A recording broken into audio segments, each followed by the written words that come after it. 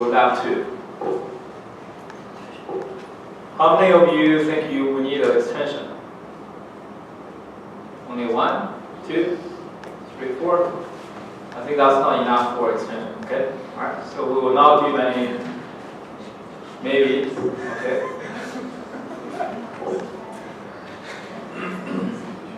How many? If you need an extension, how many days do you need?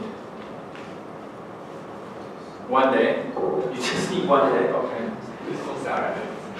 Okay, so in like that, it's 4 break, right? So whatever we do it until we extend to Sunday 5 p.m. instead of Friday 5 p.m. That gives you the weekend to work on it.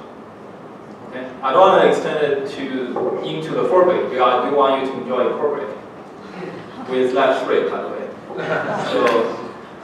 So and exam. Yeah. So I will extend it to Sunday night at 5 p.m. for lab 2. Okay. You got 2-day extension. Okay. All right. So now let's continue the discussion with universal hashing.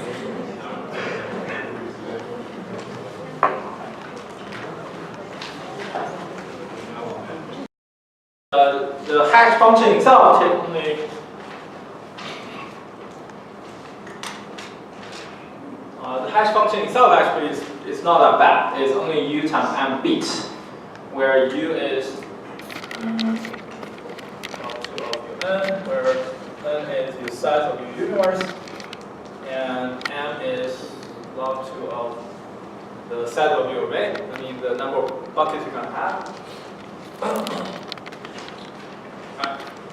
So this is a very simple construction, and I prove for you that this satisfies the universal requirement, which is if you random choice over this, then the probability of is less than that. So that's the universal hashing requirement, right? Regardless of what kind of input you have, meaning any fixed subset from this universe, you will satisfy this property, meaning that as a Utah coach, you don't have to know what starting 11 starting players the BYU coach has selected out of 100 players. If I do this, I guarantee to have this next property of low clear probability. Does that make sense? So that's a quick recap what we said. Some of you have trouble in understanding, oh, what exactly this means, this probability. Well, what that means is, if you have a hash family H of size, some particular size, right? Let me use running out of my symbols here. So m by u, n small n is u times 1 small n is this. So let's say this is size of, I don't know, size, I just use the notation, size t. T hash function in this family. What this probability is saying is you go through each hash function in this hash family. For each hash function, you test this.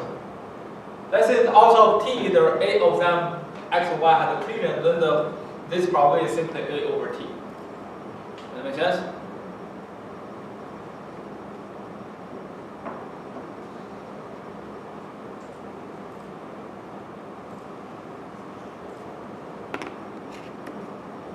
Right? Then this probability is simply a over t for x and y. Right? So that's how you calculate this probability. Okay? That make sense? Alright. So that's universal hashing.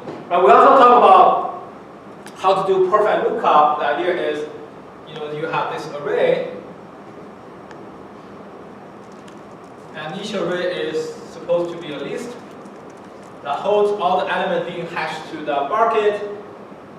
What we want to argue is how do you make sure there's only maybe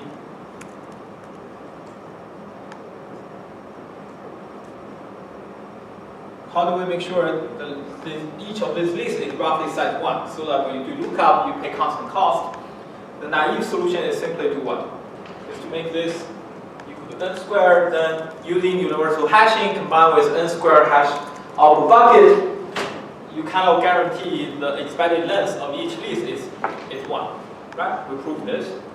But n squared is pretty expensive, so there is a construction that gives you a linear space solution, but this construction is a little bit more involved, so I skip the proof.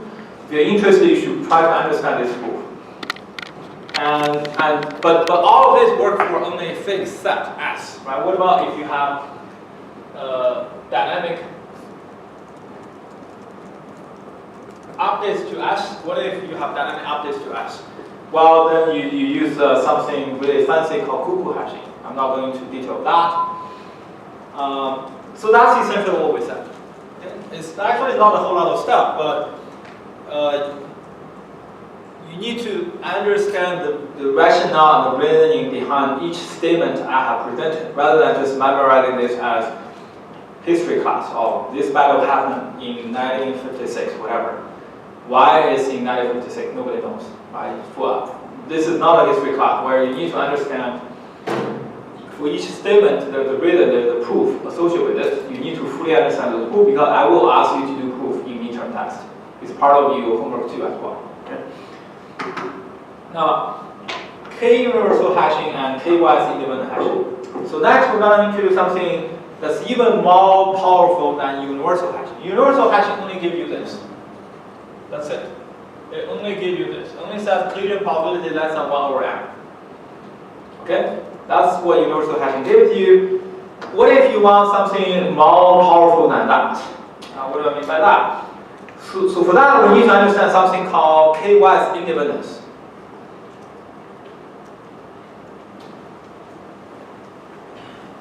And before we understand K-wise independence, let's look at a special case, which is Q-wise independence. And this actually leads, the discussion I'm going to show you today will lead to another more efficient way of constructing universal hashing. So far, the only construction we know is this matrix, right? That's only this bit matrix. Can you do better than this bit matrix to construct universal hashing? We don't know yet, but I will show you today there are better ways to do universal hashing than using this bit matrix trick, right? So how do we do it? So first of all, we need to understand what do I mean by K-wise independence. And before we do this, let's look at what we call Q-wise independence, and also known as pairwise independence. This is really when K is equal to 2. A special case of K-wise independence. So I don't know whether you have heard this term or not, but probably you did, which is someone say, oh, this is pairwise independent. Can someone explain to me what does that mean? Being pairwise independent. What does this claim mean? When somebody say, oh, this is pairwise independent, what does that mean? What does that mean? Take a shot at it. Are we in sort of the probability space when we're talking about independence? Yes, probability of course is involved. Right? Yeah, so I would assume that pairwise independence implies that for any two elements out of a given set, all pairs are independent from each other. Yes, but more precisely, essentially it's this claim right here. Probability hx equal to a and hy equal to b is simply probability hx equal to a multiplied the probability of hy equal to b. How do you understand this? It's kind of like if you go with your buddy to the Thai pizza place, right? And the probability I order this particular pizza and he or she ordered the other pizza when we go together is equal to I order this pizza when I go myself and she or he go order the other pizza by him or herself, independently, multiply them together. This is not true all the time, because imagine if you go with your friend, what he or she order will be influenced by what you gonna order. So this is not true all the time. Most likely this is not true for you and your friend when you go together, which is two of you go independently. The probability of what you order is not simply the probability you order this, he or she order that, multiply together. But if it's two strangers, they happen to show up together at the same time at Thai pizza restaurant, what they gonna order is gonna be the same as what they gonna order independently if they show up at different time. That make sense? That's what we call pairwise independence. Okay? Mathematically, this is what it means. What about three-wise independence? What about three-wise independence?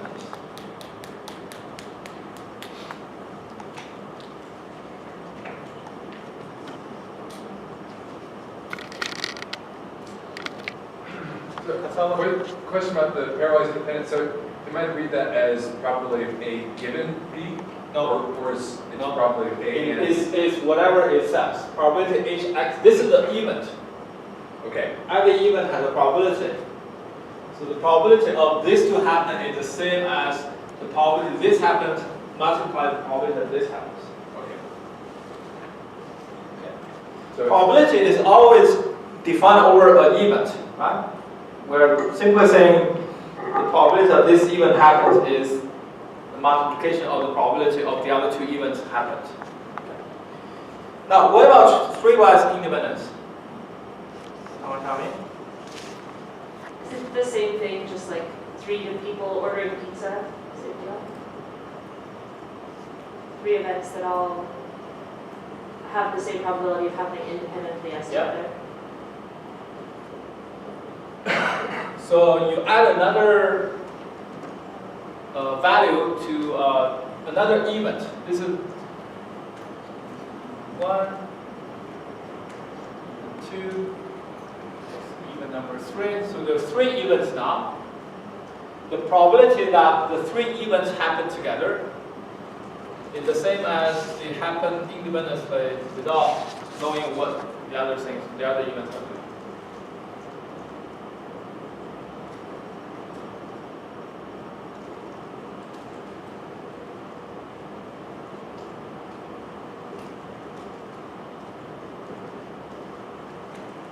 Okay? Does that make sense? You may wonder, okay, mathematically I understand what's going on, but what's the real difference between 2-wise independence, 3-wise independence?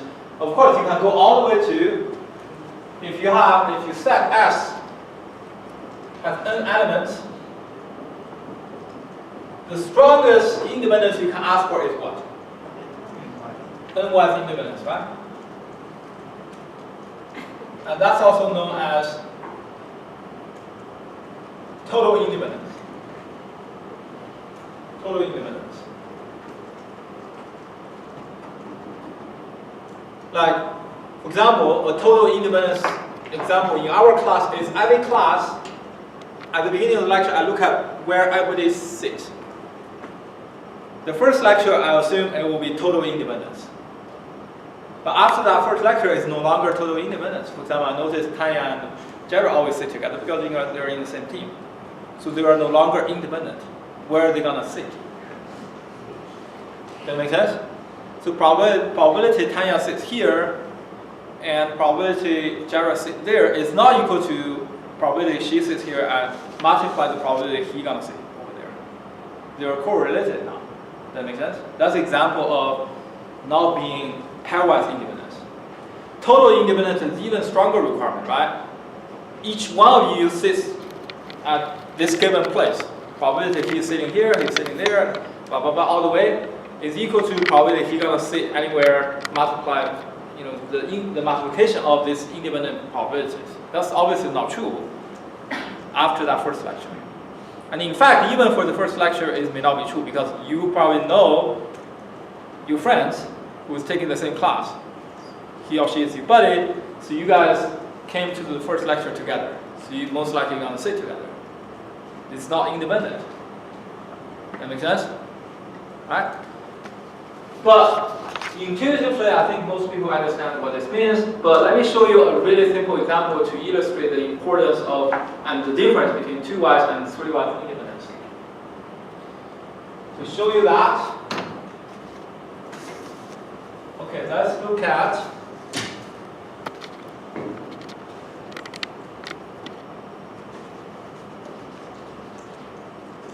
X, Y, Z, 3 random variables. And these random variables are as the simplest random variable you can think of, which is, what is the simplest random variable? 0 and 1, right? You choose the value of 0 and 1. You cannot go beyond that.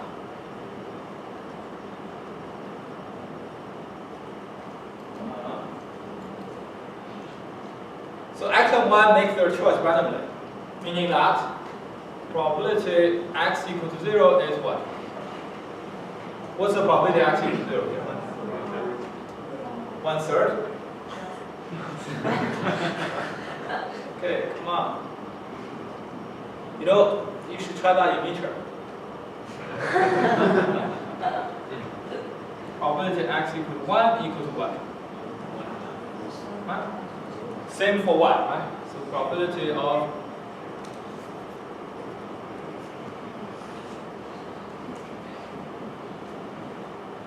I mean, if you go to Las Vegas, you expect this is what the casino is doing, right? Suppose it's a very simple game. You bet whether the next outcome is 0 or 1. At least if I'm the player, I hope it is it's a fair distribution between 0 and 1. Rather than betting on it. Okay, so if you look at this, what's the probability?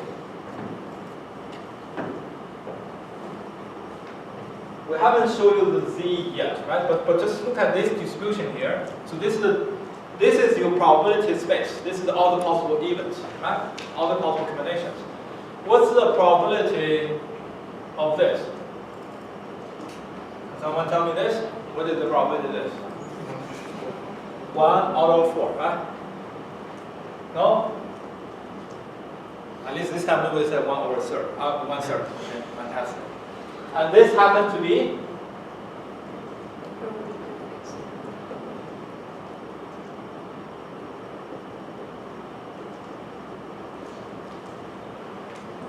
right? And you can do the check for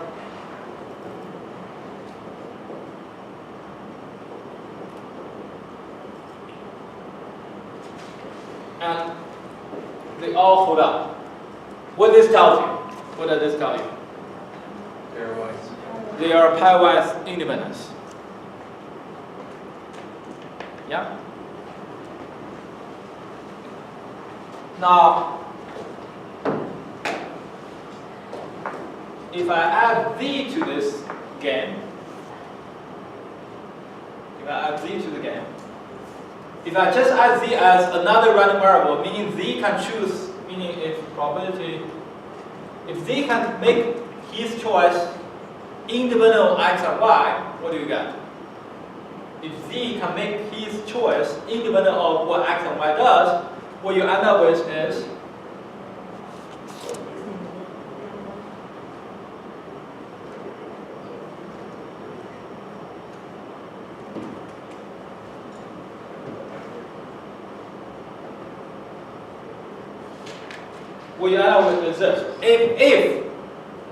If z makes his choice independent of what x and y does, that's what you end up with.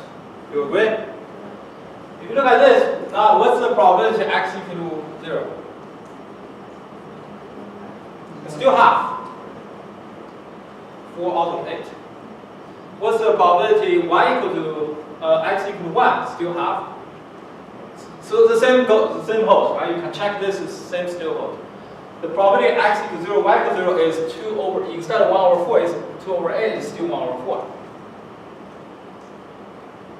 And you can do the same check with, you can replace this with z, and same thing holds. What I tell you? X, y, x, z, and y, z, they are all pairwise independent. Any two of them are pairwise independent in this setup. Are they three-wise independent? How do you check that? Well, you simply check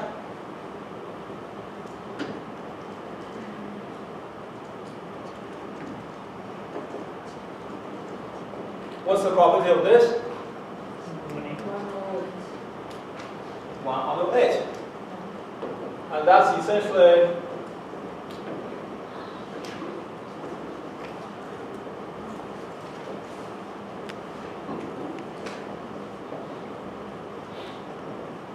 right? Of course, at this point, you still cannot claim there are 3 wide independent. You should check for all the possible combinations. I'm gonna skip that, but it will hold, right? So in this case, any 2 of them are independent, any 3 of them are independent. In fact, you should easily make the conclusion that if there are 3 wide independent, clearly they're gonna be what? 2 wide independent. But I want you to prove that. That clearly is not that easy to prove, actually. Okay? Meaning, generalizing the argument, if something is k wide independent, they must be k minus 1 wide independent. Why is that? The proof actually is not that hard, right? If I tell you there are 3 wide independent, how do you show? If I tell you given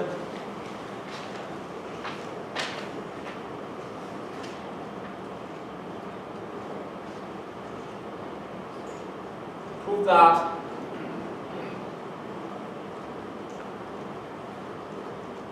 how do you prove this? How do you prove that if x, y, z are 3 wide independent, then x, y must be 2 wide independent?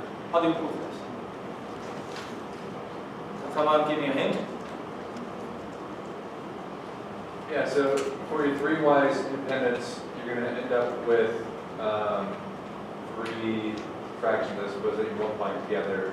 But two of those 3 are going to be equal to a probability from your set of 2-wise independence solutions. That makes sense. And so if you have 2 numbers that are not independent, then that's going to screw up one of your 3-wise. I mean, I see your argument, but it's kind of a hand-waving ad hoc argument, right? It's not a mathematical proof, right? So I don't think that will work. Yes.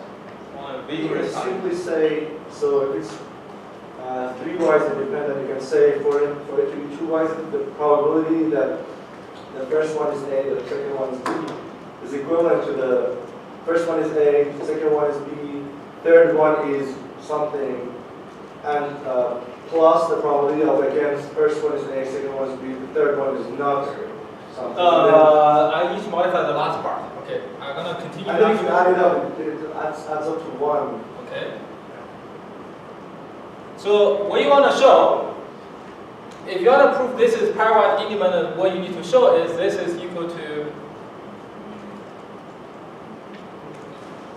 You need to show this, right? If you can show this, they are pairwise independent. So how do you show this? Well, probability x equal to A and y equal to B.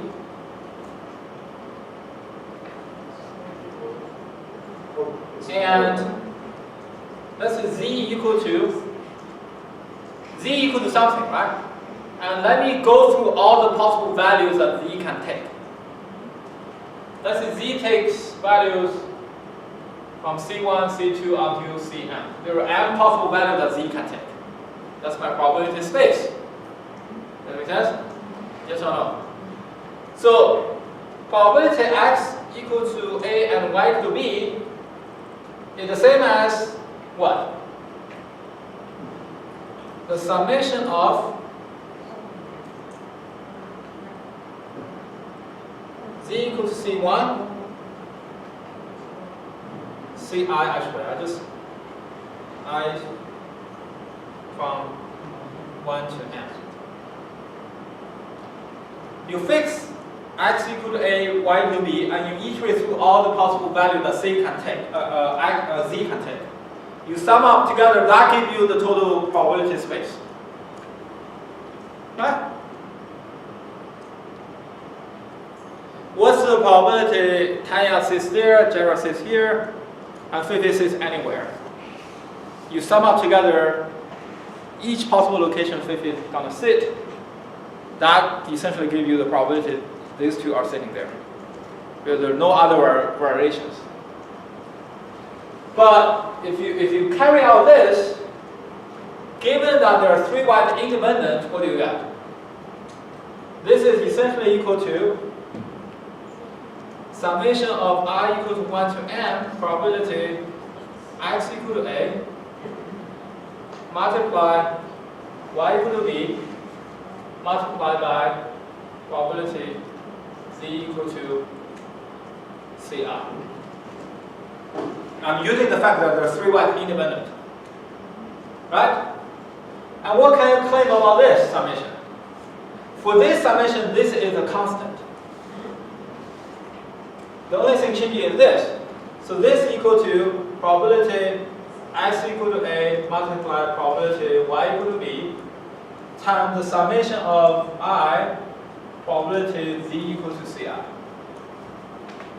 I'm taking out the constant over the summations. And what can I claim about this? What is this? Can someone tell me? The summation is 1. So This summation must be 1 because this is over all the possible choices z gonna make. So this sum to 1. So this whole thing just equal to this. And I'll prove. Okay? So 3y's always imply 2y's. How about the other way? Is 2y's always gonna imply 3y's? I mean, using this particular example, seems that it is the case, right? X, y are 2y's, y and z are 2y's, x and z are 2y's, and they are also 3y's.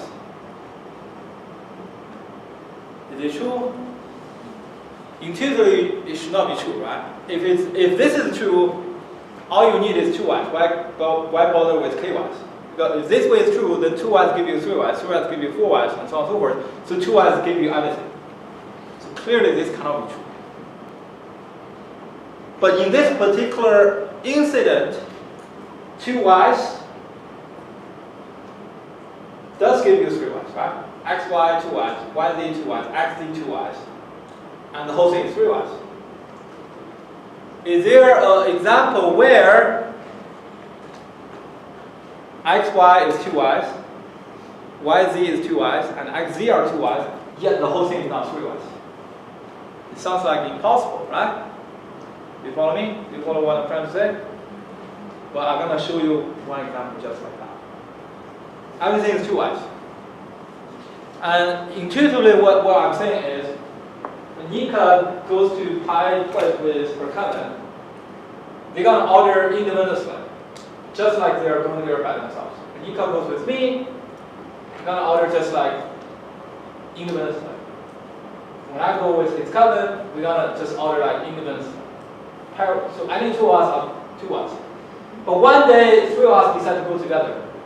For some weird reason, maybe I'm trying to impress his cousin, her cousin, or she's trying to impress me, or whatever. We decide to order based on what the other are ordering, then we make our choice. So we're now 3 of us independent. That's an example of this. That make sense? Sounds a little bit weird, right? Any 2 of you are independent, but how come when 3 of you get together, it's no longer independent? Certainly that's not an example here. Is there an example of such? I'm going to show you an example of such. Okay.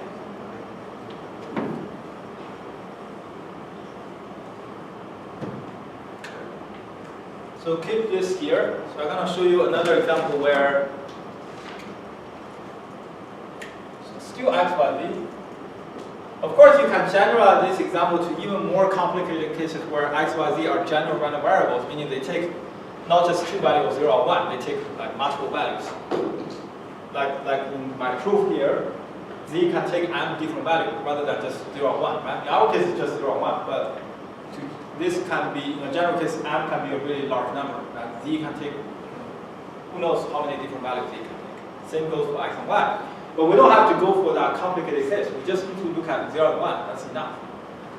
Okay, first of all, my x and y are the same.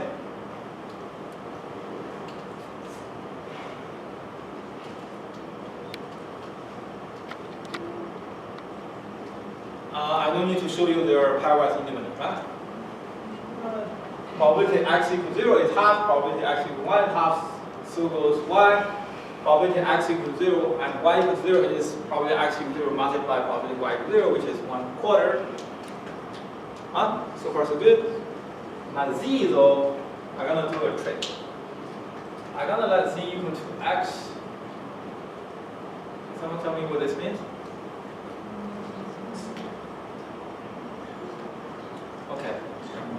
this. Okay, fine. I'm gonna change my. Does this make sense? What does this mean? Huh? Yes. What is X OR? You got a computer science student, right? What is X OR? Nika. Where either one or the other is true, but they can't both be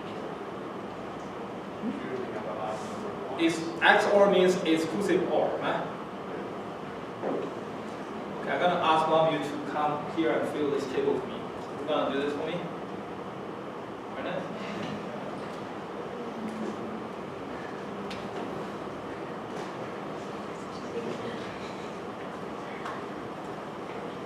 What is exclusive OR, right? Okay? Exclusive OR says if they are the same value, then it leads to 0. If they're different, it leads to 1. Right? That's what exclusive OR means. You follow me? Now, what's so special about this example? Stop later. Okay, X and Y are pairwise independent, right? What about Y and Z? Are they pairwise independent? First of all, let's look at what's the probability. What's the probability of Z equals 0? Can someone tell me? It's half, right? 2 out of 4, so it's half. Probability Z equals 1. What? 1.5. Yeah, 1/2, right? So, by the way, probability doesn't mean when you state answer, you are not sure, right? Probability. Even when talking about probability, your answer should be certain. Okay. Right, so you should not say 1/2, you say 1/2. Okay. All right. It's like when you go to Vegas, you bet. You don't say maybe I bet, maybe I'm not bet. Can I do that? The dealer will say no, right? You have to bet. Okay. Now, is Y and Z pairwise independent? Is Y and Z pairwise independent? Here is the magic. They are actually. Why is that? If we look at probability, Y equals to 0 and Z equals to 0, what's this?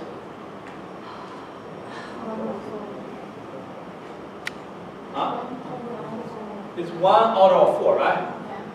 Is it? It is 1 out of 4, right? 1 out of 4. That's essentially probability Y equals 0 and multiply probability Z equals 0. Huh? Do you follow me? And you can do this check for probability Y equals 1, Z equals to 0, Y equals 0, Z equals 1, and Y equals 1, Z equals 1. It's all equal to 1 out of 4, half multiply half. So Y and Z are indeed pairwise independent. What about X and Z? Same. They are still pairwise. They are also pairwise independent. What about X and Y? Well, the fact that Z appear doesn't change how X and Y behave. So they were pairwise independent. So they must be still pairwise independent. So we find a case where all three of them, any two of them, are pairwise independent. Do you follow me?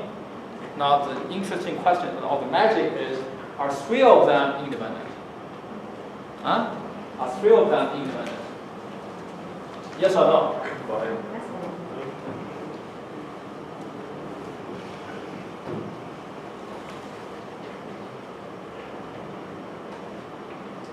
To answer that question, you only need to check what's the probability. What's the probability X equals 0 and Y equals 0 and Z equals 0? What's this? Can someone tell me? For this combination. Is what? What is it? You guys can do counting, right? 1 out of 4. Right? 1 out of 4. I don't know why it's so hard. I mean, it's like one case is all zeros out of 4. So this must be 1 out of 4. How many markers I have? 2. How many red markers I have? 1 out of 2. It's like, that's what I'm asking you, right? So, but does this equal to, if they're indeed 3 Ys independent, what this should equal to?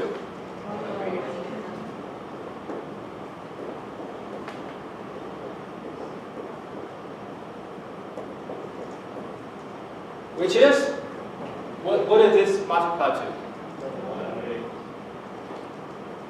Are they equal to each other? Same, you can check the other cases. So they are not 3 Ys independent. Yet, any two of them are pairwise independent. It's kind of like, coming back to our example, I already gave the pizza example, right? Coming back to the sitting example, it's kind of like any two of you will sit independently. Obviously, that's not true, right? I can tell two of them sit always together. But suppose any two of you sit independently. But suddenly, if a third friend joins the party, it's no longer independent.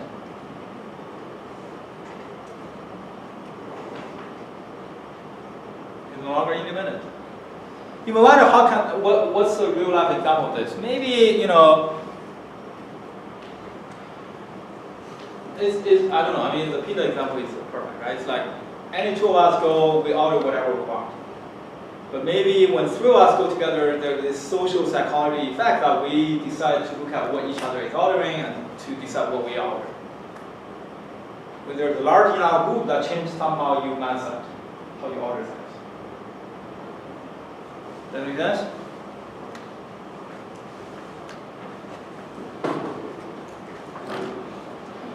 It's like any two of you go to, I cannot use this example, it's YouTube. But imagine any two of you go to a coffee shop, right? It's not a convincing example as if you go to a bar, but if you go to a coffee shop, any two of you decide whatever you order, maybe not coffee, right? But if you have 3 or 4 together go, say, what the heck, let's order this and that. Right? There is this, at least that happened to me more than once. You decide not to drink, but if there is not a party going on, after a while you say, what the heck, let's enjoy the time, right? So that's what happens. No? That happened to me more than once, right? So that's essentially, so this example shows you what? So I just recap what I said. I proved to you 3 Ys always leads to 2 Ys. And you can generalize that proof to show k Ys leads to k minus 1 Ys. And in fact, k Ys leads to anything less than k. Because k leads to k minus 1, k minus 1 leads to k minus 2, so on and so forth. But the other way doesn't work. 2 Ys doesn't lead to 3 Ys, 3 Ys doesn't lead to 4 Ys, and so on and so forth. I just show you an example where these are 2 Ys, but the whole thing is not 3 Ys. But this is an example where any two of them is 2 Ys, but the whole thing is 3 Ys. That make sense? So, now coming back, once you understand what's 2 Ys, what's 3 Ys, what's k Ys, now if we have a k Ys hashing family, what's the relationship between k Ys independent? So what's the relationship between k Ys independent and universal hashing? Which is stronger? Is universal hashing stronger or k Ys independence stronger? Can someone make a guess? The answer is on the slide actually. Obviously k Ys independence is stronger. Why is that? If you have k Ys independence, what is this probability? Is equal to the probability each of them hash to a particular location. Suppose each hash function is independent and uniform. It's a multiplication of each one of them, which is 1 over m multiplied k times. So the probability is 1 over m to the power k, which is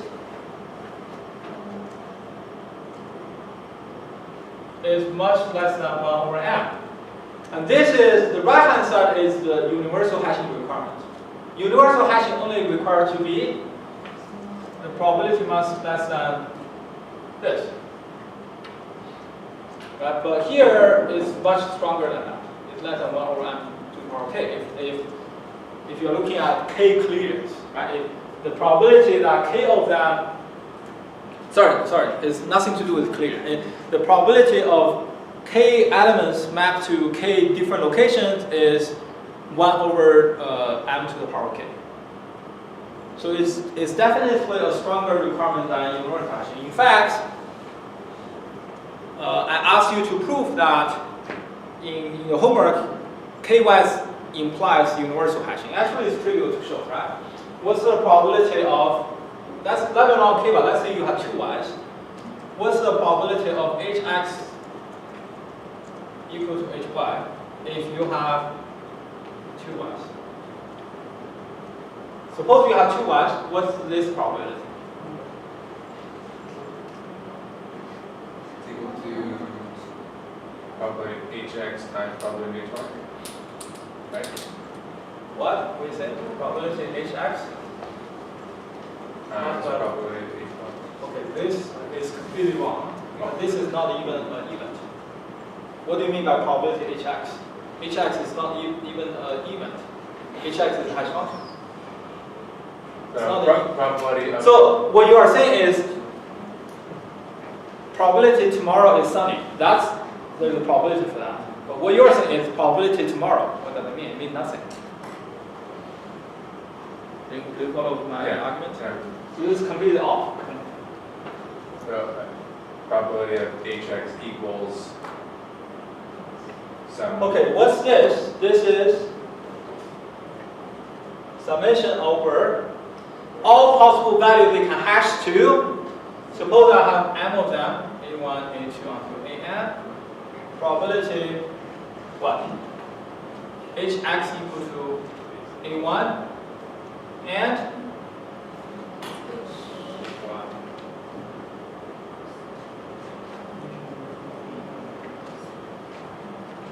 and you basically plus this over probability hx equal to a2 and hy equal to a2. You do this all the way to all the possible choice you have.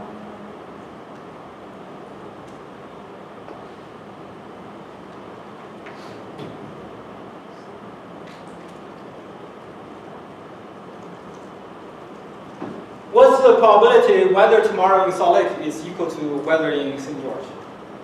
What's that probability? The probability whether in St. George and Salt Lake tomorrow is the same. How do you calculate that probability? Probability tomorrow Salt Lake is sunny and St. George is sunny. Probability tomorrow Salt Lake is raining and St. George is raining. Add up together.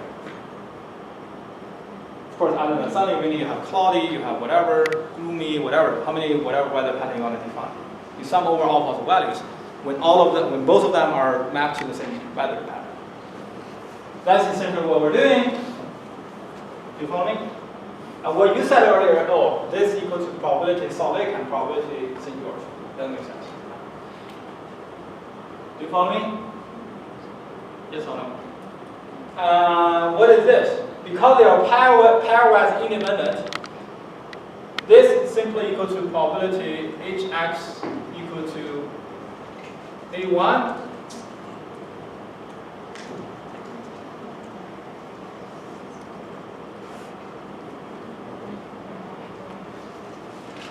because they are pairwise independent.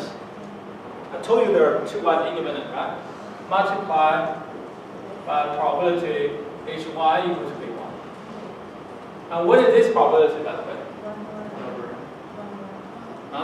1 over m, right? It's uniform hashing, so it's 1 over m. Because you have m choices, you have m buckets, right? So this is 1 over m. So this whole thing is what? 1 over m squared. What about this? Must be 1 over m. It doesn't matter whether a1, a2 doesn't change your calculation. So each of this term is what? And you sum up this value. How many terms you have? M terms.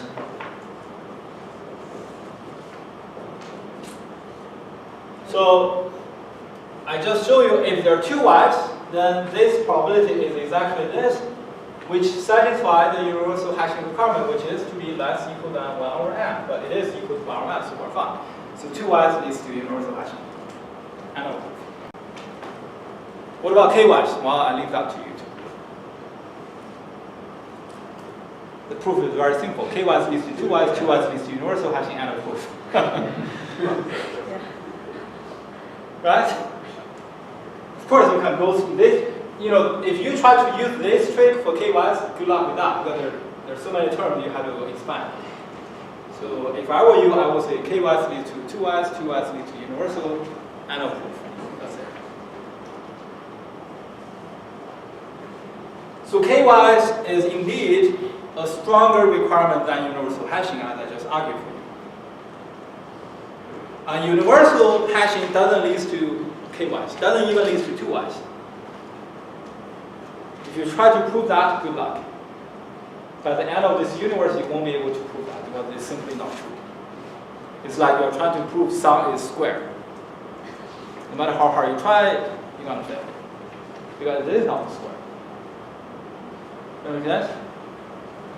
Okay, so KY is a really nice. Yeah. I backtrack a little bit. A general observation, if you will.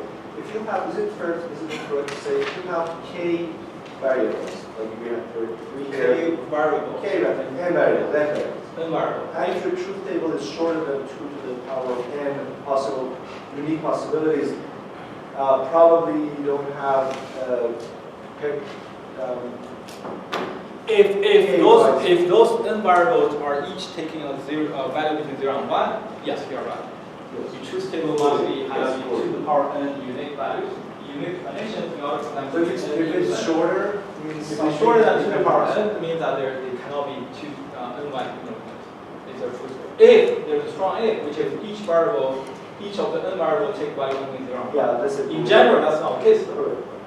because a variable can take more than the 0 and 1 values, right? Does that make sense? Yeah.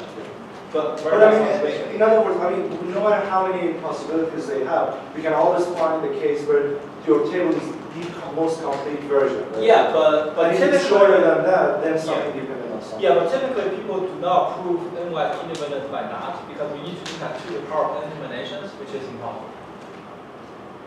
Even for small n, let's say n equal to 8, the entire universe has less than 2 to the power some You kind of did that. You kind of, For that simple example, because n is only 2 or 3, I can do that. If I give you, look at this class, we have like 50 students. Each of you is a random variable. To me, you are a random variable. But I don't know what you're going to eat for lunch. I don't know what time you're going to sleep tonight. I don't know how well you're going to do in midterm. So each of you is a random variable to me. On many things. Right? So how do I know you are totally independent or not?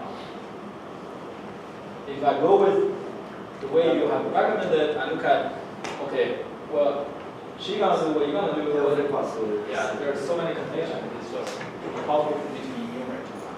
I'm just kind of a little confused on how does, when they're both, when the universal hashing is 1 over n probability. Can you say again? Universal hashing is 1 over n probability, right? No, the universal hashing only says the following. Universal hashing only says, universal hashing only requires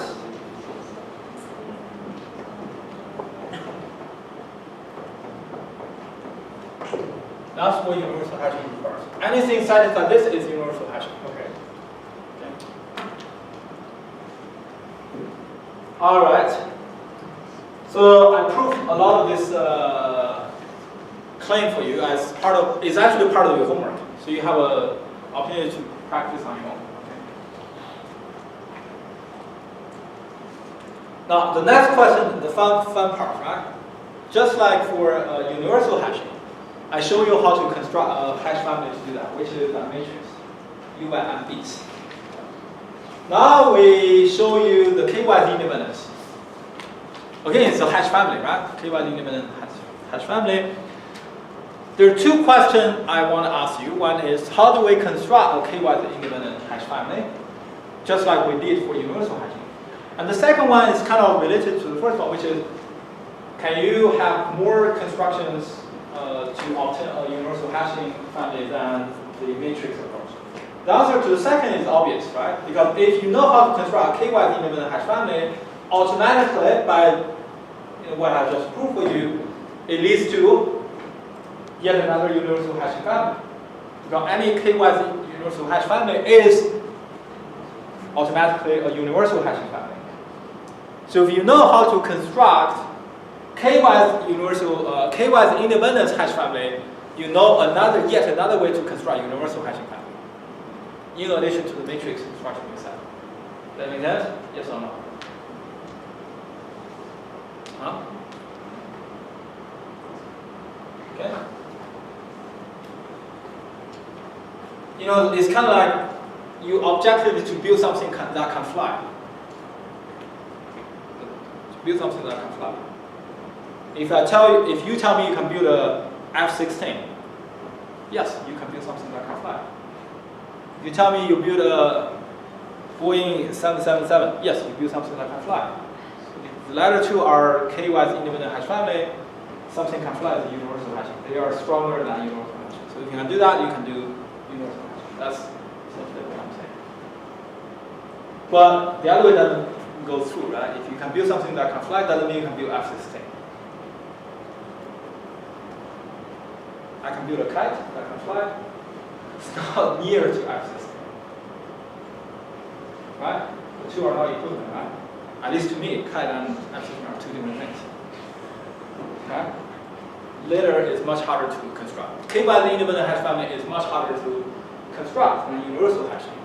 So how do you construct K-wise independent hash family? This goes back to, now we're almost back to square one, which is where we started. Remember how we started this whole discussion? That long time ago, right? But we started somewhere. That is, we said your hash function should be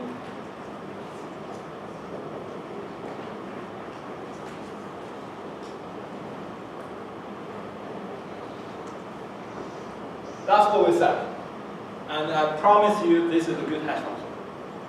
Remember that when we talk about static hashing, we started with this, right?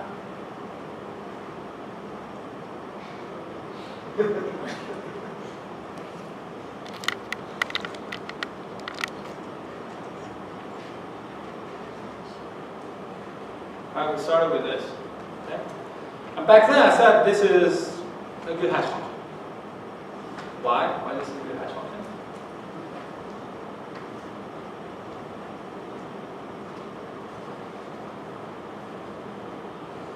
The reason is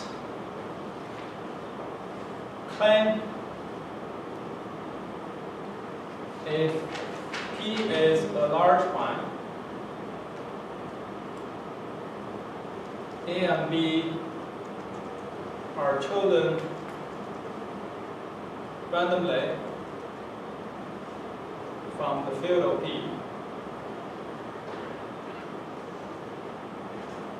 The field of P I explained before, which is as Z of P, which is 1 to the P minus 1. Then the claim is this hash function is 2y.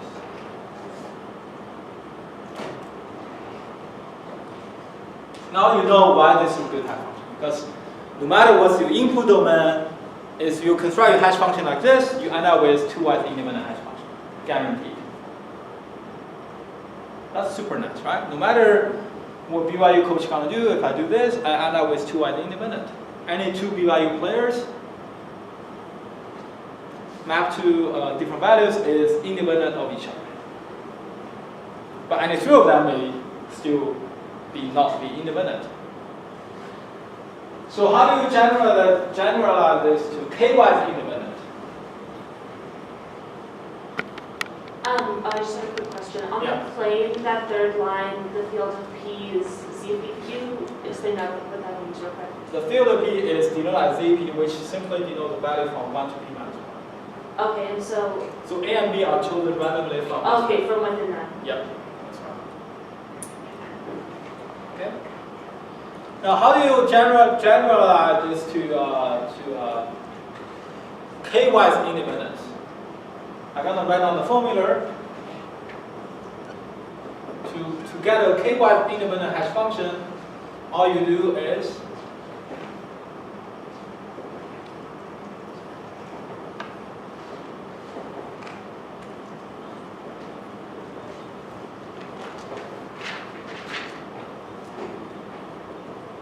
all the way to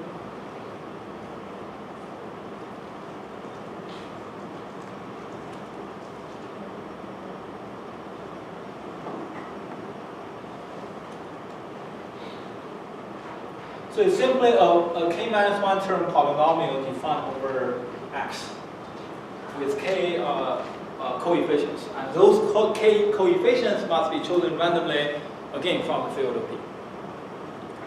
And these people prove that this gives you k-wise independence. But this gives you just one hash function, right? How do you construct a family of k-wise independent hash functions? Well, you make multiple random choices for these k coefficients. How many possible choices you have? You can do this many choices. Out of the field of P, you can construct this many k-wise independent hash functions. And that's fundamentally the reason why P must be a large prime, because we want to make sure there is sufficient number of choices for you to construct out of a k-wise independent hash family. A large enough hash family. Does that make sense? Yes or no? Follow me? Okay.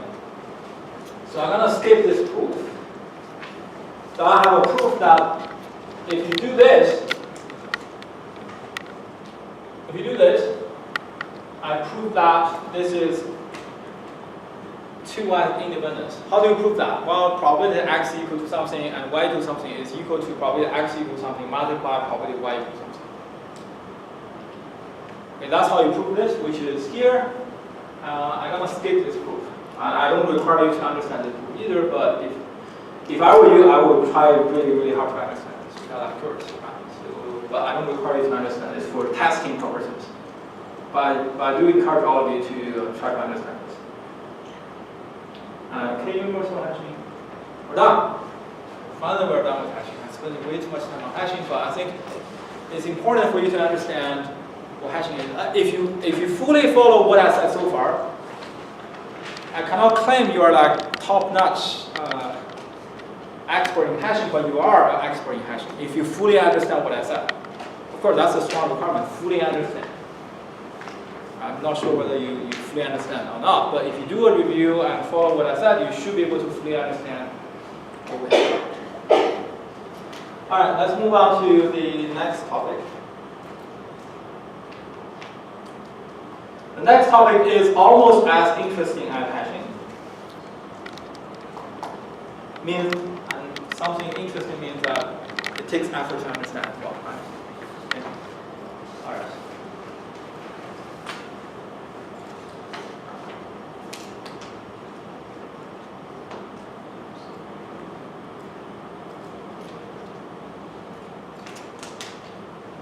So, external sorting. So that's the next topic we're going to talk.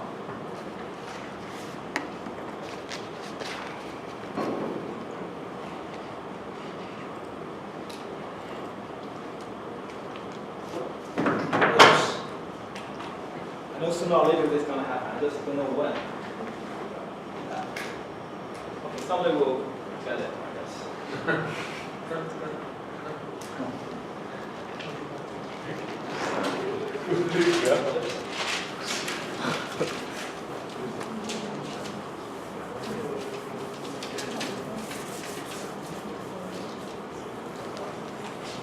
All right. So, external sorting. So, external sorting says the following, which is, in the past, when you do sorting, what do you do? When you were first introduced to computer, you probably do bubble sort. First element compared with every other element. Whenever you find one smaller than the current element, you swap. Continue this.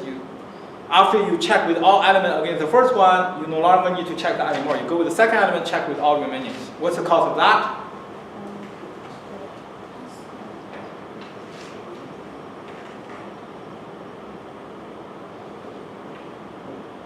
The whole thing adds up to?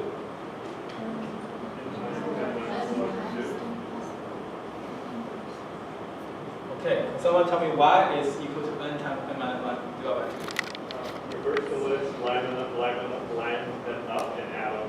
Yeah, excellent. This, Excellent. This guy from Germany, I always want to tell this story to you guys. This is the famous mathematician called Gauss. Right? So when he was 5, he was in kindergarten, and his teacher got really bored. his teacher doesn't want to teach that day. Like, I don't want to teach today. So his teacher said, okay, why don't you guys calculate this?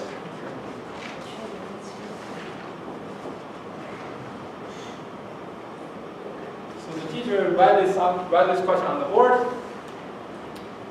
Know that these are 4 or 5 years kindergarten kids, right? The teacher said, okay, I can enjoy my time. Of course, back then they don't have iPad or iPhone or anything like that. This is like in the 17th century or around that time. But so the teacher got something to do. And he or she thinks that it will take quite some time for these kids to calculate this, right? A Gauss raised hand in less than 30 seconds got the answer using this formula. The reason is he made the observation that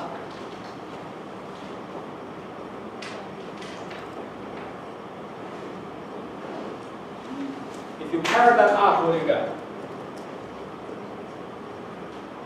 How many such pairs do you get? About 50 of them. Right? And that explains this formula here. Yeah? I think there's a fault. The answer should be n multiple n plus 1. Say again? Oh, Oh, yes. there's a fault. Yes. Yes.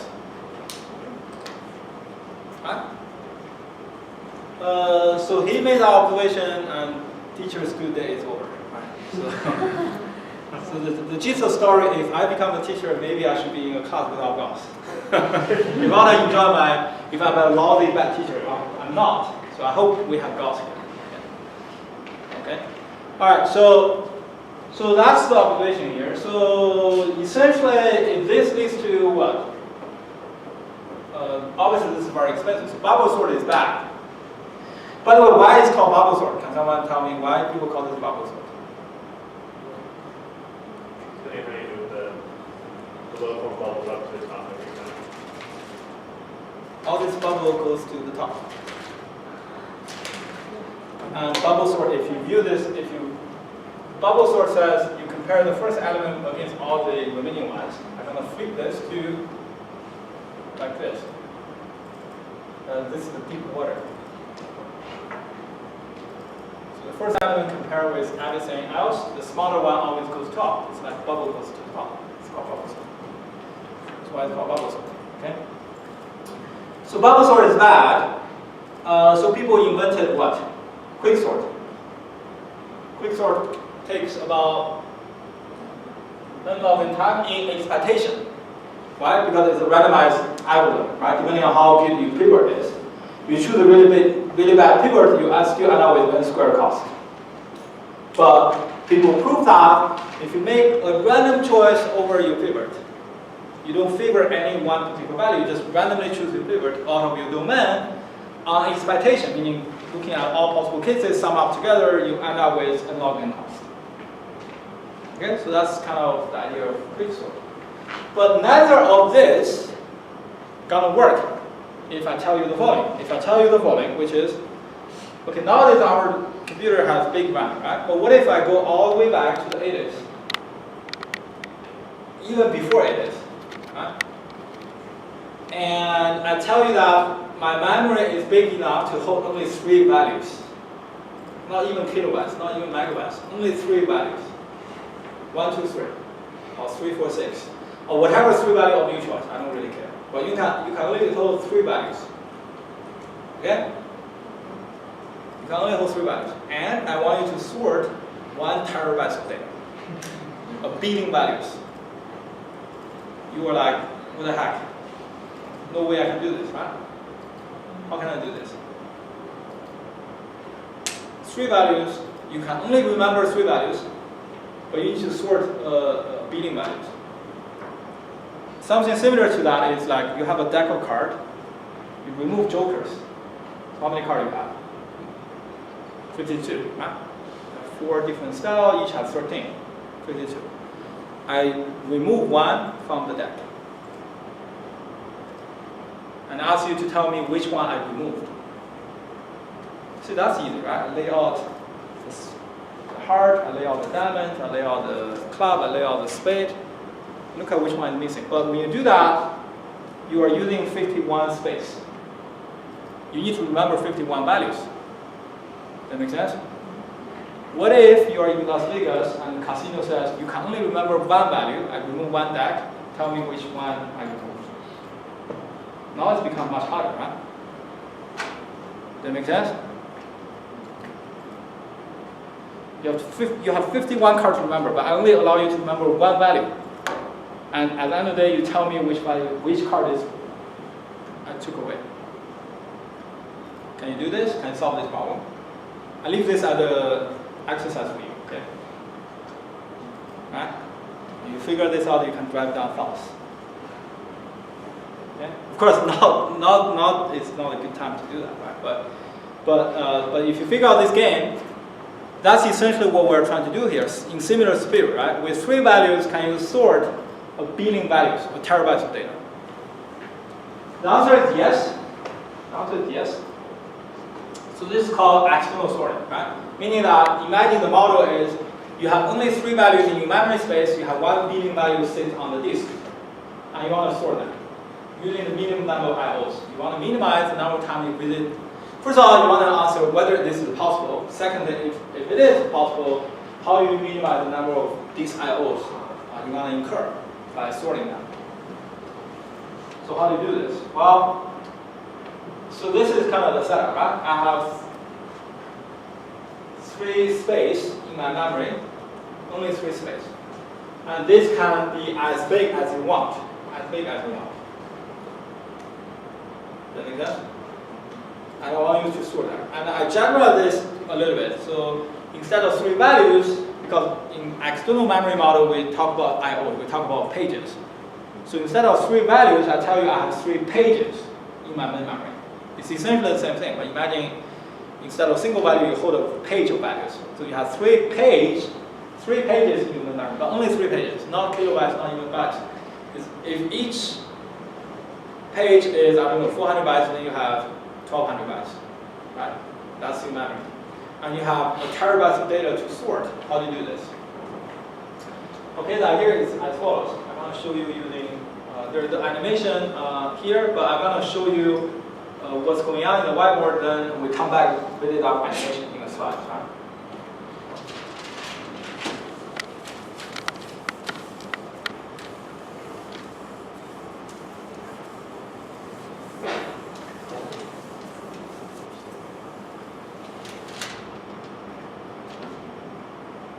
So what you do is,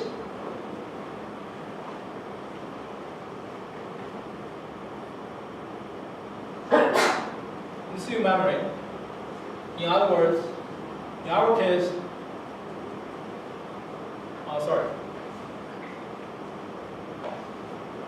M over B equal to 3, right?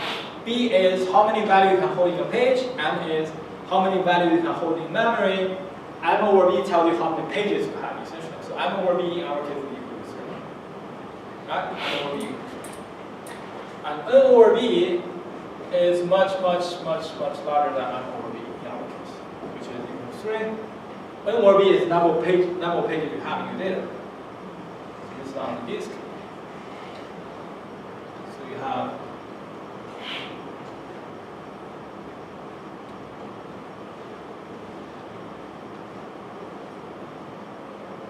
each of this is a page, and you have N over B of them.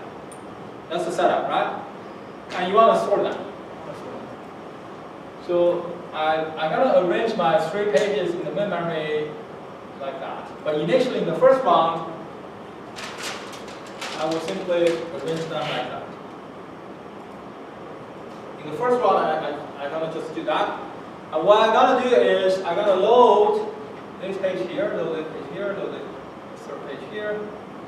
In fact, I'm just going to sort them independent of each other. So I'm going to sort them, meaning that initially they're not necessarily sorted. They're like this, the order of this. But once I come in, I sort them. I use the in-memory sorting algorithm. You can even use bubble sort if you want. But of course you won't, but use quick sort or whatever in-memory sorting algorithm. You sort them, and what do? You don't have a second disk, but I'm just copying the same disk over. Imagine I have enough space on disk, so I write them back to disk. So this goes here, this goes here, this goes here. So now what I'm doing is I'm doing nothing but I'm reading the first 3 pages and sort them independently and write them back to this. The only thing I did is to make sure each page is sorted. So at the end of the day, what do I get? I got all N over B pages back and all of them are sorted. You follow me? Now what I do? I move them back to this side. Now my picture is gonna be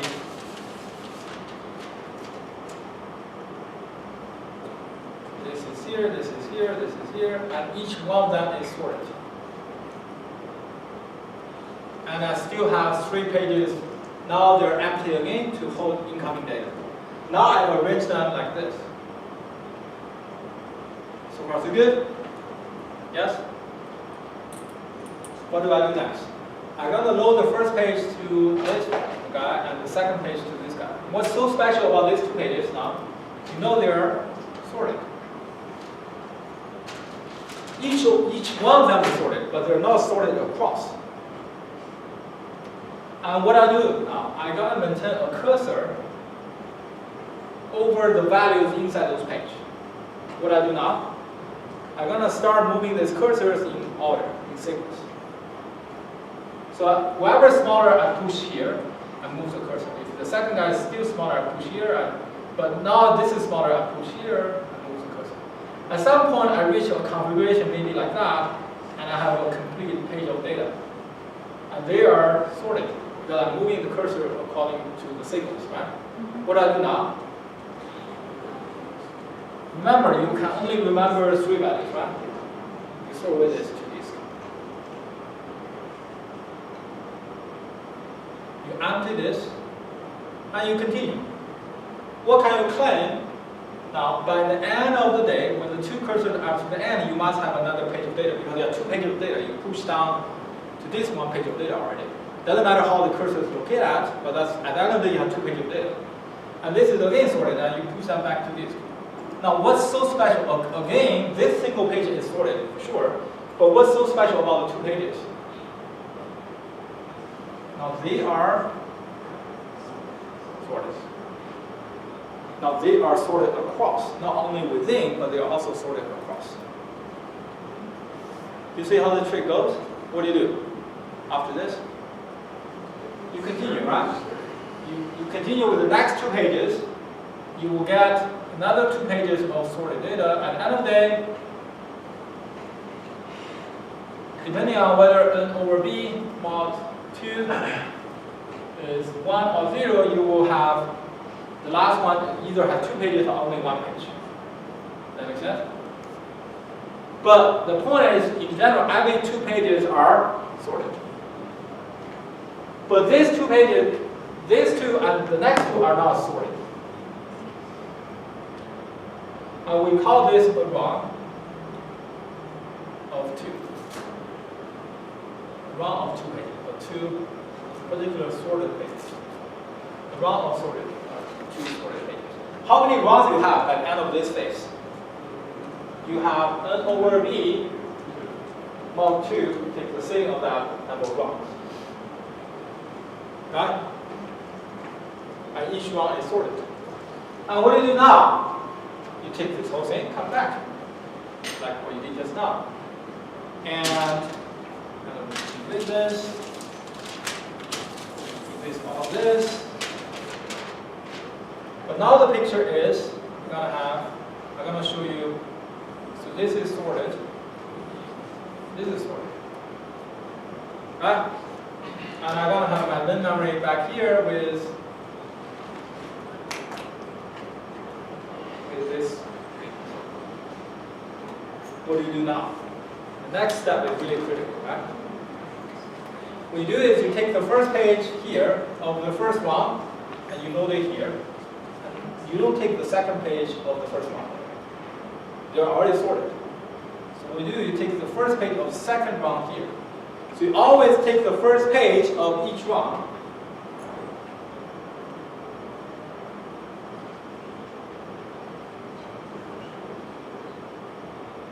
page of every 2 rounds, you load them to your buffer. Set up the cursor, what do? You start pushing them out, just like before. At some point, you will reach a configuration, something like this, where this is a complete page of data. What do? Dump to disk. Continue, right? But now there's a special case, which is what happens if this is to the end, this is still here. What do? And this may not be filled yet. This may be half filled. Right? At this point, what do? Someone tell me? Think again. You basically load the next page of the same ROM. You load.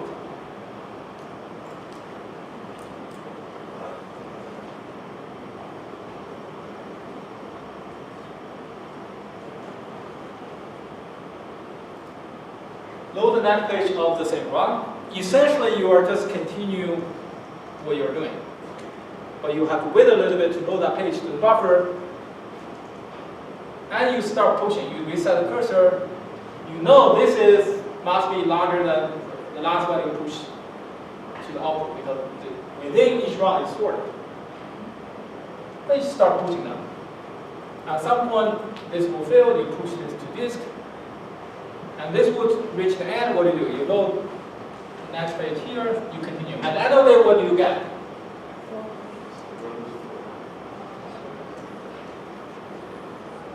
You got a ROM of 4 pages.